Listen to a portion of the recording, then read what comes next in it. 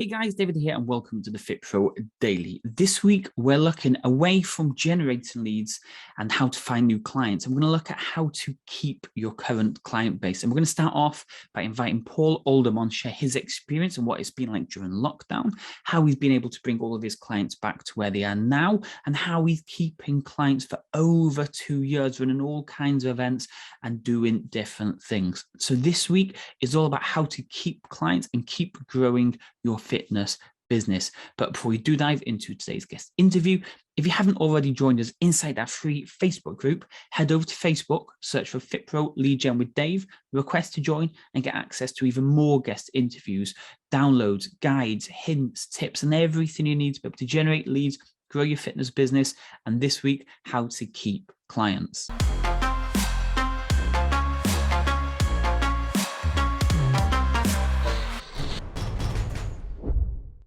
Good afternoon, everybody, and welcome to this week's guest interview. Today, we have Paul Oldham, all the way from sunny Manchester, I'm guessing? That's the one, yeah. Sunny Manchester. Is it in Manchester you're based, or whereabouts around Manchester? Yeah, Manchester's a massive place. Outside Manchester, Greater Manchester. In where, sorry? It's Bury, just outside. Oh, really? Yeah, there's a story there. My second team is Bury, although there is no Bury anymore because of... It's now in the non-league, yeah.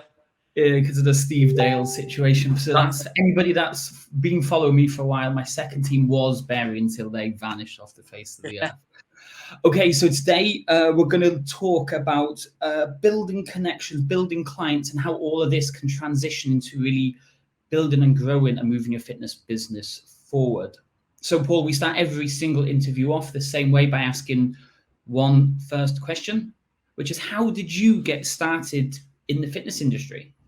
Yeah, so how I got started was my background's always been football, so I've always played football at a certain level. And I went to Mayscore College, just outside Preston, just to go on that football journey. And then I decided then, once I saw a personal trainer at the college I was at, and he inspired me really.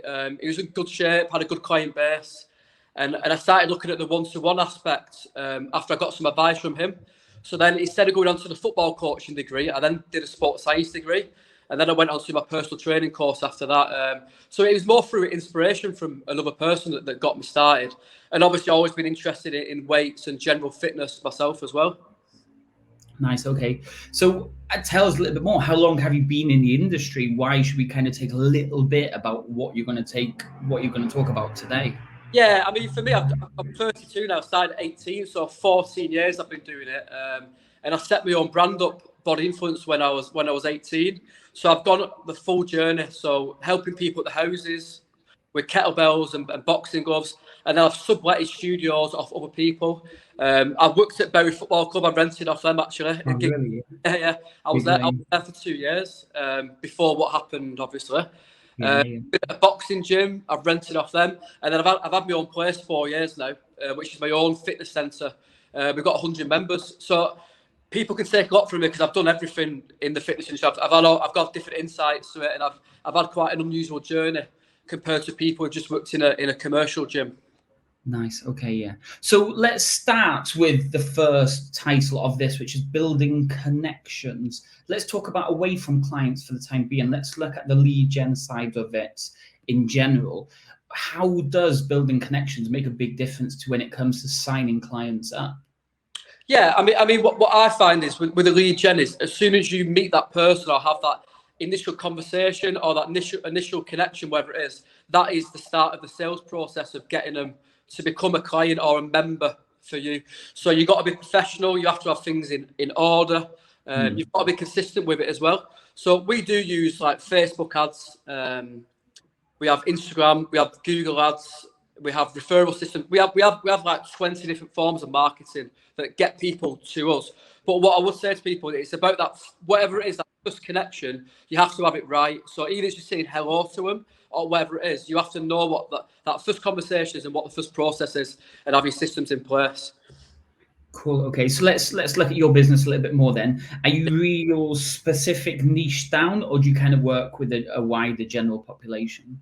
I'd say it's average on there. It's quite wide, but what I'll say about target audiences, you have to know exactly what it is, and they've got to be similar to you. So we help people between the age of 30 and 50 on the group training membership on average, and we know what restaurants to eat at, we know what we need to fix, which it's all about building the confidence, helping maximise potential, helping them lose body fat and weight, but getting them part of a social environment. So yeah, it's medium on that spectrum, I'd say. Yeah, no, that's not, like you say, that's a good thing. Like, because when you start in that conversation, when you're building that initial connection, if you've got something to talk about, or you know what's going on in their mind right away, the connection's built quicker. The bond, the know, like, and trust is really being built quite quick. Yeah, massively. And you like you said, you have to know your target audience, know what people you're going to help. So without going too much into it, we help a lot of people with high anxiety and very low confidence, and that's the problem that we're solving. We're making them feel part of. We get a lot of people who are new to Bury or new to the Manchester area, so we're helping them, invite them into our family, that we call it, invite them on our social nights, things like that. So we've got to hold the hand through the process, and we know it's very sensitive people that we're helping. So I'm aware of that in our sales process, and so are my coaches. So we can't go in all guns blazing. We've got to ease them in. So it's massive to know the type of people you're helping. And like I said, that first conversation has got to be, with us, it's got to be quite gentle. Whereas other people might be different. They might be able to be a little bit more direct as such. No, that's totally makes sense. And like what you're saying there as well is like the conversation doesn't even start face to face. It could be a social media post, or it could be an email, or it could be a YouTube video, whatever. And as long as they can find that bond, that connection somehow, the conversation will start flowing at some point moving forwards. Yeah. I had a team meeting yesterday, actually. We're going through our message, because I've had the brand 14 years. It always evolves. But we're pushing more, maximising the potential, because we're maximising, we're losing the body fat, which is helping the confidence, which is helping them at work, lower stress. But it's about everything that we do. We're helping them socialise more, feel part of the community, make new friends. So our marketing delivers that message where it's maximise the potential and helping boost confidence. And obviously, tool of that is helping them lose body fat, but that's only part of what we do. So yeah, it's just key to understand your business and who you're helping. Yeah. So I'm guessing over that 14-year period now, a lot has changed between how you generated leads and built connections initially, when I'm guessing in Bury there might have only been a handful of gyms, where you are now 14 years later, and I'm guessing there's probably 2 or 3 gyms within a mile of where you're situated. So how has the connection, that initial lead gen, changed over the years? Yeah, and that's where we've got to be different, and we have to nail down. Well, I said before, we're quite medium. In the past, we've just tried helping everyone. So we've done like muscle building, and even though we have a strength program, that's only part of our products. We're about our body camp, which is about losing body fat as like feel part of the community and making ourselves different. What makes us really different is our fitness centre, because we have natural light coming through. We have skylights. It's a massive open space for people who do struggle with anxiety. Whereas a lot of the gyms around us, it can be, without saying bad things, it can be a bit more egotistic and have mirrors and a bit more bodybuilding feel and a bit of the social media style. So we are very sensitive to our members. So it's dialing it down a little bit, where we have got a little bit more niche, and we've pushed that maximising the potential tag. We've pushed boosting confidence, and we've added more things to make us different. Like we have a body influence card to give our members a bit more loyalty, so they get a discount off local restaurants and pubs. We have a nutrition course now, so we've added more value and dialed down exactly what we do, which makes you stand out more. And we had no choice otherwise; we would have been left behind, really. So just one for the people out there who are struggling now with pricing. Obviously, I don't want you to reveal your price, but because you're offering so much, you're able to command a higher price for your service, I'm guessing then. Yeah, massively. And to be fair, I'll be honest, that's how it's been. So we started off at a lower price, and as we've added more value into it, we've done a price rise, and gradually just gone up. And don't get me wrong, you can reward your loyal members and things like that. Of course you can. But we've had to, because it's all about the psychology behind it. Obviously, you have to have a certain price range. When our price was lower, that's when they compare us to hotel gyms and other commercial gyms, and they just don't get what we offer. So we've had to give a respectable price, a higher price, just so people can understand what we offer, and we can say, listen, it's this price because we get results and we give you X, Y, and Z. We give so much value. So yeah, we had to bring the price up to match it. It is strange how you can command the price, and anybody knows if you're below this certain price, it's a lower end. You're not going to get a good service. Whereas when you pay over a certain price, everyone's like, "Oh, it must be really special," which it's almost like a marketing advantage to having a certain price. Yeah, and it's perception, isn't it? It's perception. If say they pay £99 a month for a certain package and they get it 49 elsewhere, that's fine. But then they've got to look at us as a professional. We've been going a long time. We've got top class coaches, and we offer all the extra things, like I said, value for money, the body influence card. We'll do the body fat. We'll give them a nutrition course. They get a welcome pack. They get all these extra things, and we do goal setting, all the extra stuff. And we're going to keep building with. They can then look at it and start to understand why the price is higher. And straight away, like I said, that initial conversation, once the price is high, they can then understand straight away. Whereas they went in at, say, £29 a month, they're thinking, the gym across the road's that price, and so on. They can start thinking, they can start seeing us more as a class environment. Whereas what we are is small group personal training, and through your marketing, you've got to show that and demand that price. Yeah. And it's like when if someone who is not in the greatest financial position and they see that price and they're still willing to pay, they're going to get fantastic results, because they, in their mind, it's like, this is a little too expensive. I can't afford not to go now. I've paid for it, which gives you great results from it as well. Yeah, and we speak about it. We break it down what they're paying per week, but then obviously we show them what they're going to spend on alcohol normally, the drink, coffees, and all other things. And it's like, it's the investment in the health, isn't it? In the mindset, everything. And we're going to maximise the potential. Like I said, we're going to bring them to the next level in all other areas as well. And the ones, I'd say at least 60% of our member base now, they really get it. They get it 100%. And like you said, they're committed. They put that money to one side. It's on direct debit, 30-day rolling contracts. And once you see that going out of the account, they're like, well, I've got to come because I want my money's worth anyway. So that come more, which then they get better results, then get the friends involved and so on. Whereas in the past, when they paid lower, they're a bit like, well, I don't need to come.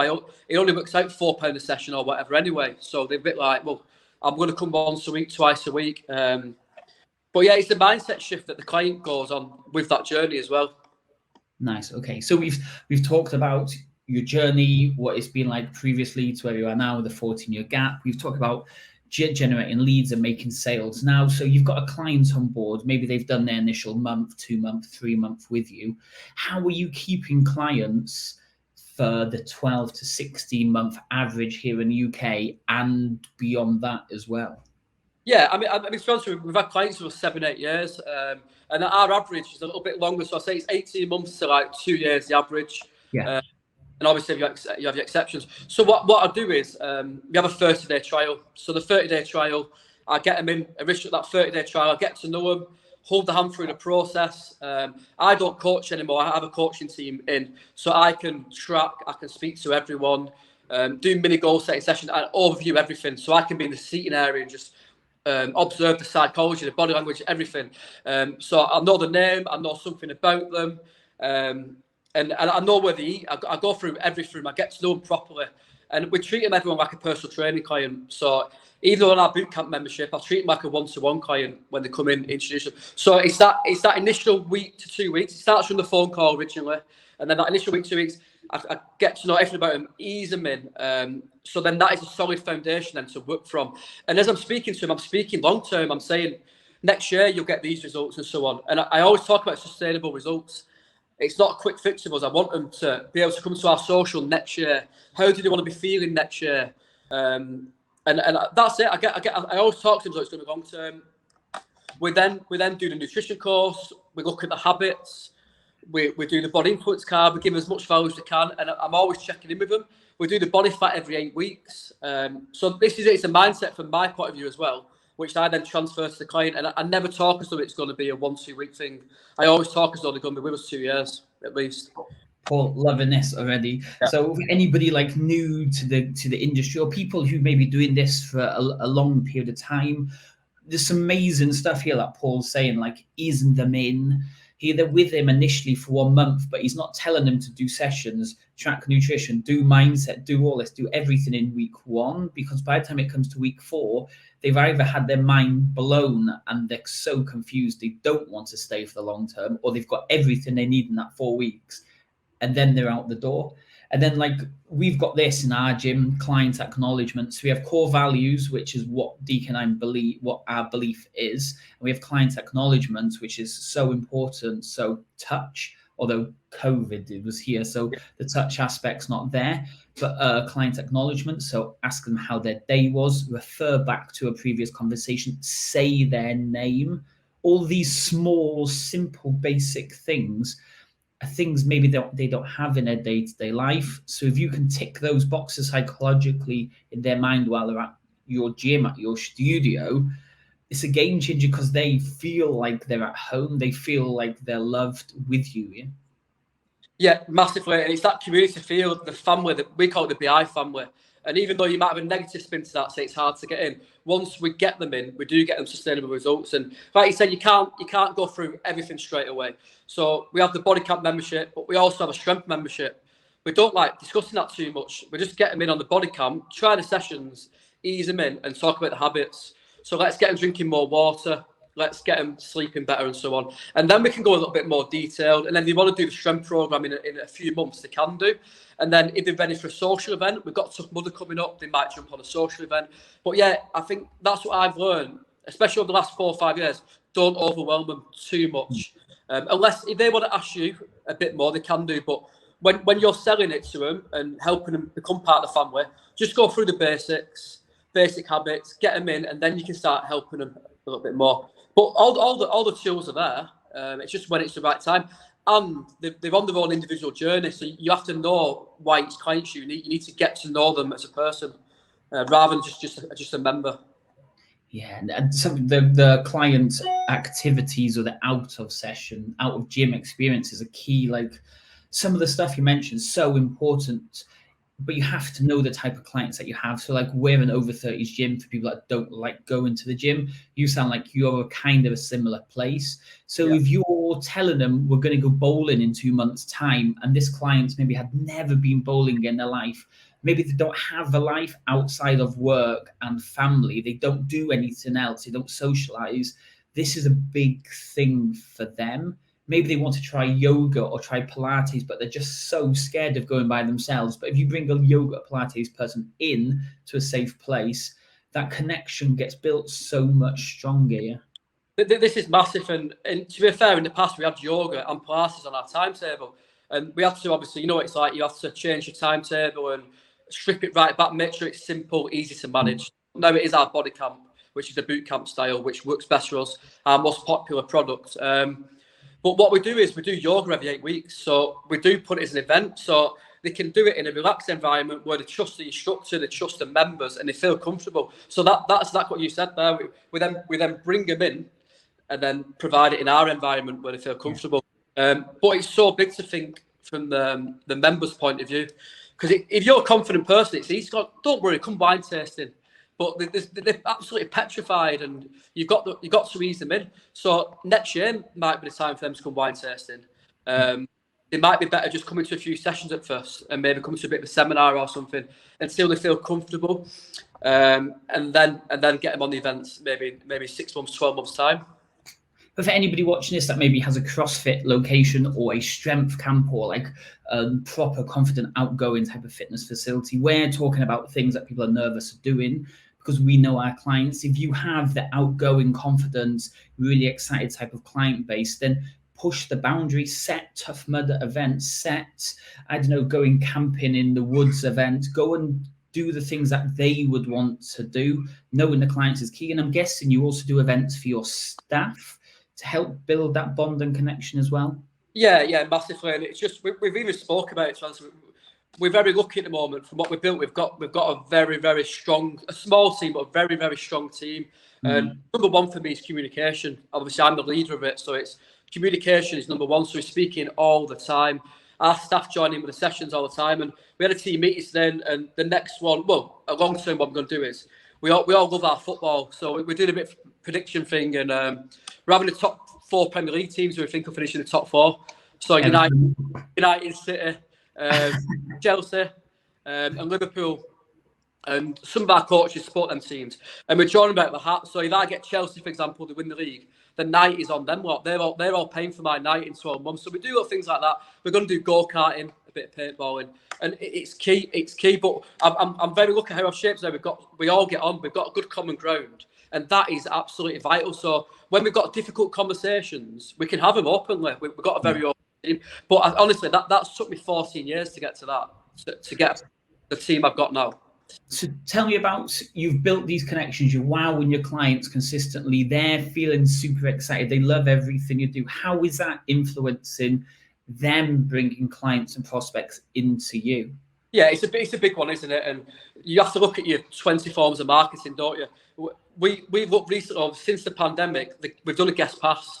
And the guest passes, we used to say bring a friend, but now we put them on reception, and we do videos on them, and we make conscious effort to get them out to our clients. And yeah, they're bringing the friends, it's brilliant. And once they've been in, then we get them on the 30-day trial, and they're bringing like-minded people in, aren't they? So we're all similar people. We go to the same restaurants, we're into sports, all that type of stuff. So this is good. They're bringing like-minded people in, and 50% of them are the right clients for us. But them guest passes, if people listening to this don't do it, honestly, that's get it done and push it massively. Okay, so to finish then, what are the final 2, 3, 4, as many as you want, tips that people should consider to build connections, build stronger client base, build a stronger team? Anything that you think from the last 14 years people should be doing? What I would say, it starts with you as a leader. If you're owning a gym in the community, you have to know yourself inside out, and then you have to then know your target audience. And I always find from the businesses I've done is I'm trying to get people who like me. So then it becomes authentic, it's real, it's genuine. I talk about the journey I've been on, and then that target audience is nailed down. So then your message can then come from that as the creator. So first of all, target audience and your message. Get people similar to you if you can, unless you've got a different model. The second thing is the psychology behind it. So don't underestimate them small details. Knowing everyone's name, something about somebody. So whether it's the family or whatever. And then after that, obviously, your marketing then. Make sure you know the top form of marketing. Whether it's passes, social events. Know the number one and have the other ones around that. Nice. Paul, for anybody that's kind of interested and can maybe want to know a little bit more about what it is you do or your studio, is there any way people can maybe reach out and have a chat with you or anything? Yeah, so you come through my website, pauloldham.co.uk, or Paul Oldham on all the social media platforms. And obviously my body influence website, body-influence.com, you can come through there as well.